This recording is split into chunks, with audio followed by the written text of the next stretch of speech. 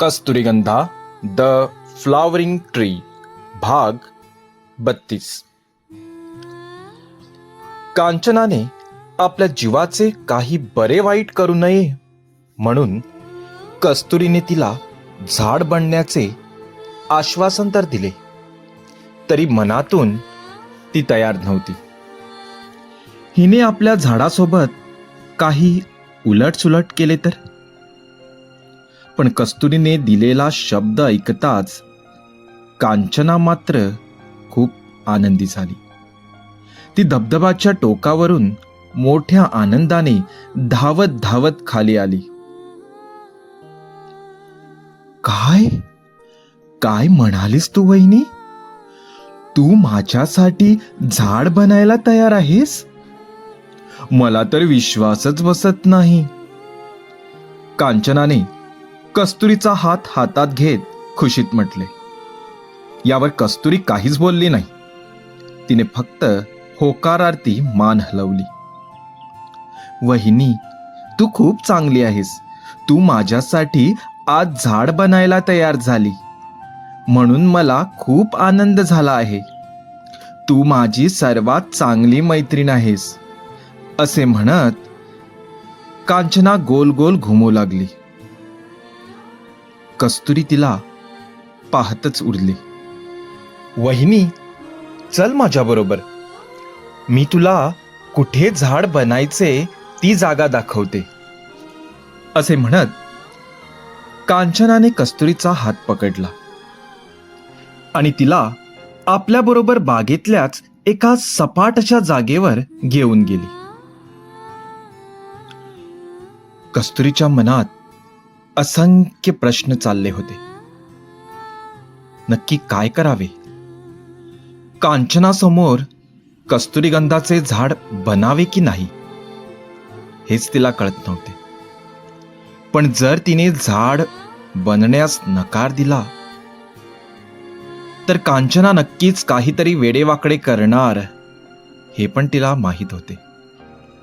मोठ्या बाईसाहेबांनी कांचनाची जबाबदारी तिच्यावर सोपवली होती आणि त्या पुन्हा येईपर्यंत कांचनाचा योग्यरित्या सांभाळ करणे तिचेच कर्तव्य होते.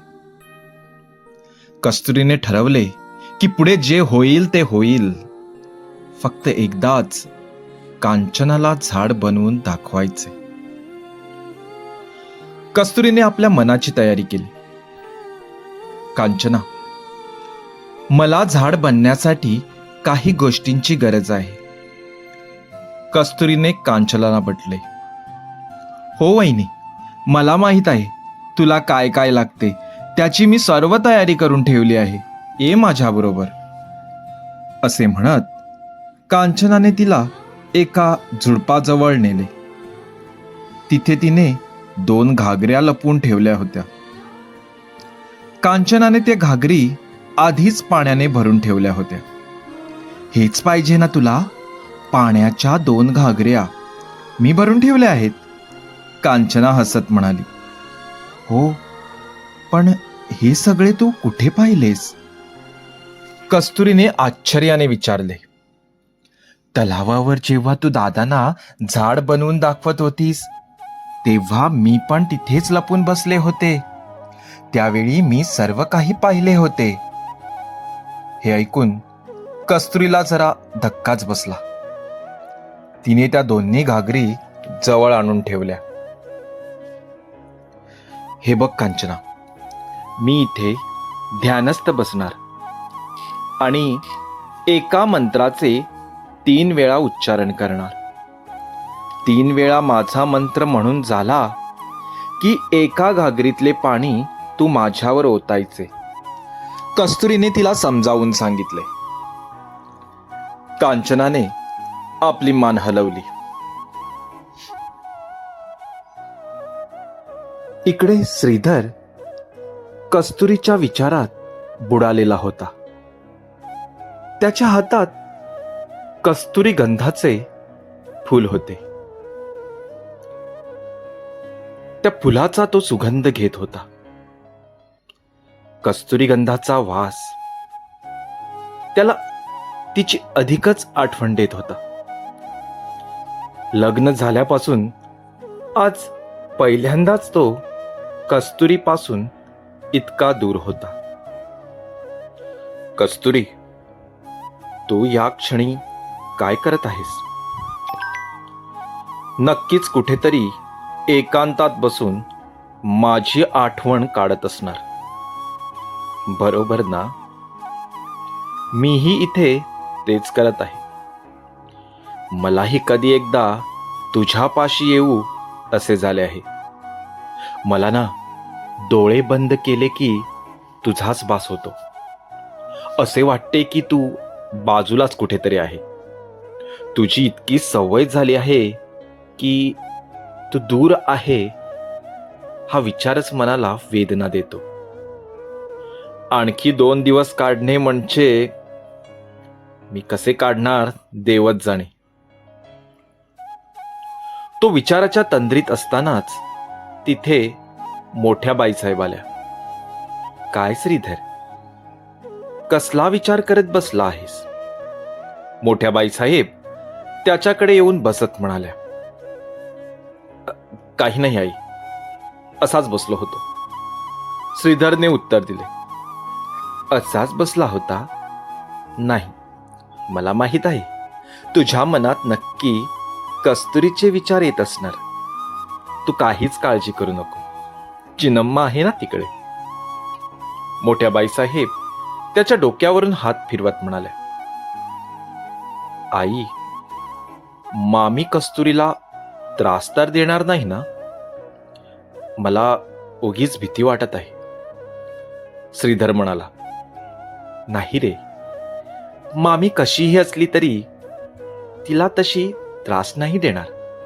आणि कांचना आहेच ना, ती घेईल काळजी कस्तुरीची. मोठ्या बाईसाहेब म्हणाल्या.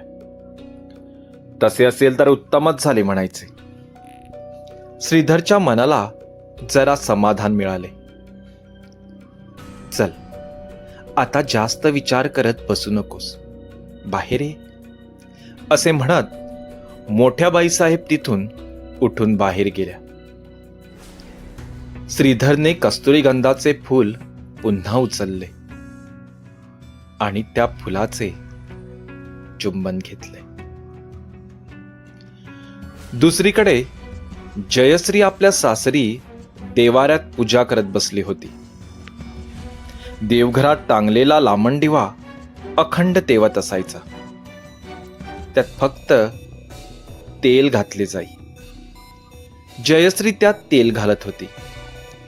त्या दिव्यात तेल घालताना तिच्या मनात कस्तुरीचे विचार चालले होते.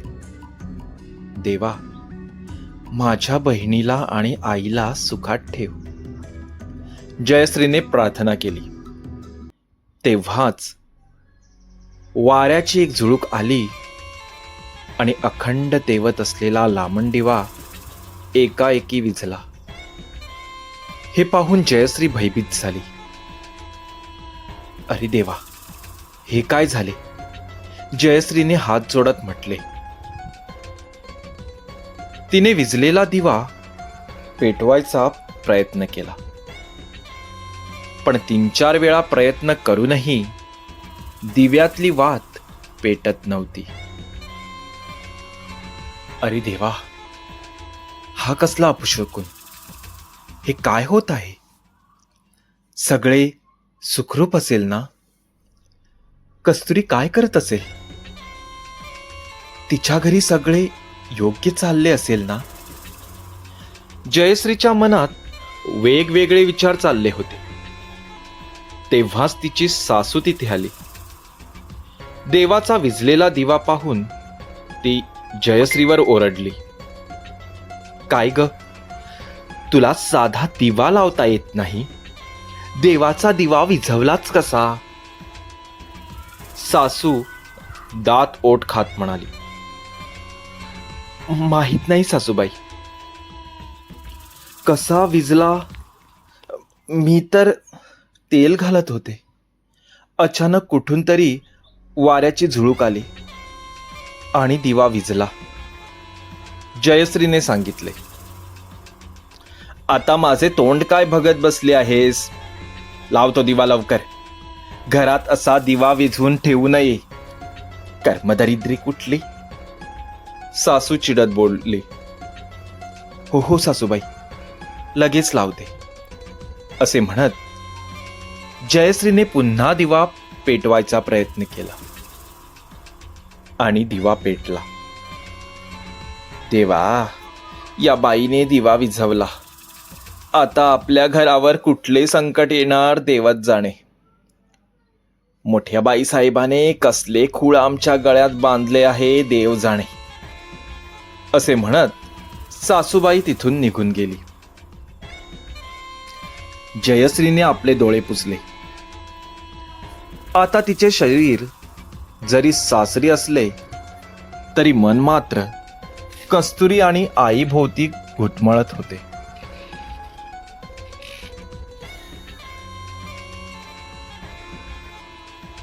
इकडे बागेत कस्तुरी झाडात रूपांतरित व्हायची शेवटची तयारी करत होती.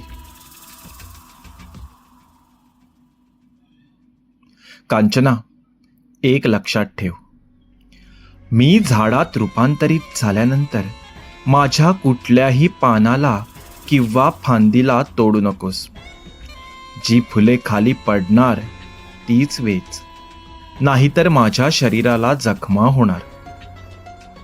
कस्तुरीने कांचनाला सूचना केल्या.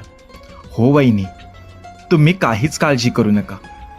मी तुमच्या झाडाची योग्य ती काळजी घेईन, कांचनाने स्मितहास्य देत म्हटले.